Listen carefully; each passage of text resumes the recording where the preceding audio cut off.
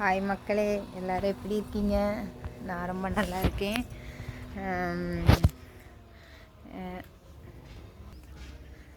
ஒரு பிரதர் வந்து கமெண்டில் கேட்டிருந்தாங்க, உங்களுக்கு பிளட் எவ்வளோ இருக்குன்னு. நேற்று பிளட் டெஸ்ட் எடுக்கும்போது பிளட்டு கம்மியாகிடுச்சு மக்களே.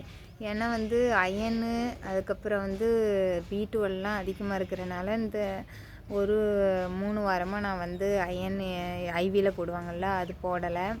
அதுக்கப்புறம் வந்து B12 இன்ஜெக்ஷனும் போடலை அதிகமாக இருக்கிறனால. ஆனால் இப்போ என்ன ஆயிடுச்சுன்னா, எனக்கு பிளட்டு ஊறலை. ஆனால் இன்ஜெக்ஷன் ஏதோ போட்டேன், என்னால் வாங்கி முடிஞ்ச அளவுக்கு போட்டேன். அதனால் வந்து டாக்டர் வந்து திட்டுனாங்க, எதுக்கு வந்து அயன் இன்ஜெக்ஷன் அந்த ஐவியில் போடுவோம்ல, அதை எதுக்கு ஸ்டாப் பண்ணிங்க அப்படின்ட்டு. ஏன்னா அயன் வந்து அதிகமாக இருக்குதுன்னு வந்து நான் அதை போடாமல் ஸ்டாப் பண்ணேன். அது இப்போ வந்து மறுபடியும் எல்லாமே போடணும். அதான் இன்ஜெக்ஷன் கம்மியாக இருக்குது, 2 தான் இருக்குது. அதில் ஒன்று இன்றைக்கி போட்டால் 1 தான் இருக்கும்.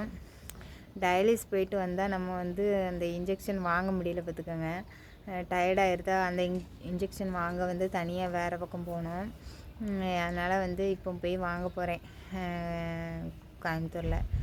போய் வாங்கிட்டு வந்து அதுக்கப்புறம் எனக்கு அந்த டேப்லெட் தான் மக்களே, அந்த 100 ரூபா டேப்லெட் 200 ரூபா டேப்லெட் சொன்னேன் பார்த்தீங்களா, அதுதான் வந்து வாங்கி போடவே முடியல. ஆனால் கம்பல்சரி அதை போட்டால் தான் பிளட்டு ஊறங்கிறாங்க. நான் வேறு பயந்துட்டேன் பிளட்டு ஏற்ற சொல்லிடுவாங்களோன்னு. ஏன்னா வந்து பிளட்டு ஏற்றணுன்னா அவங்கக்கிட்ட பிளட்டு இருந்து நம்ம அதை காசு கொடுத்து வாங்கி ஏற்றினா அது வேறு பார்த்துக்கோங்க. நம்ம ஒரு டோனரை அரேஞ்ச் பண்ணணும். டோனருக்கு நம்ம எங்கிட்ட போய் தெரியாதனால வந்து இதாக இருந்துச்சு. அதுக்கப்புறம் வந்து நான் யூடியூப் தொடங்கினதெல்லாம் வந்து எங்கள் ஹாஸ்பிட்டலுக்கே தெரியாது மக்களே. யூடியூப் தொடங்கினது வந்து ஹாஸ்பிட்டல், என் பிள்ளை படிக்கிற ஸ்கூலு, யாருக்குமே தெரியாது. நான்லாம் ஹாஸ்பிட்டல் தெரிஞ்சால் எப்படி தான் ஃபேஸ் பண்ண போகிறேன்னு தெரியல. ஹாஸ்பிட்டலில் வந்து ஒரே ஒரு ஃப்ரெண்டு, அதான் என் கூட டயாலிஸ் பண்ணுறாங்கல்ல, அவங்களுக்கு மட்டும்தான் தெரியும் யூடியூப்பில். அவங்க தான் 10 சப்ஸ்கிரைபரில் ஒரு சப்ஸ்கிரைபரு. என்னமே தெரியாது ஹாஸ்பிட்டலுக்கெலாம்.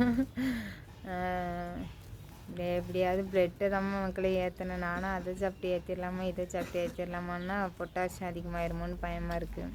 அதனால் நம்ம இன்ஜெக்ஷன் மூலமாக தான் ஏற்றணுன்ட்டு இன்ஜெக்ஷன் வாங்கி வைக்க போகிறேன். எல்லா இதையும் வந்து வச்சு சமாளித்து கொண்டு வர முடியல மக்களே. பிள்ளைங்களுக்கு ஃபீஸு, வீட்டு வாடகை, மெடிசின் செலவு, டயாலிஸ் செலவு, அதுக்கப்புறம் மனசு தளராமல் இருக்கணும்னு இருக்கேன். அவ்வளோதான்.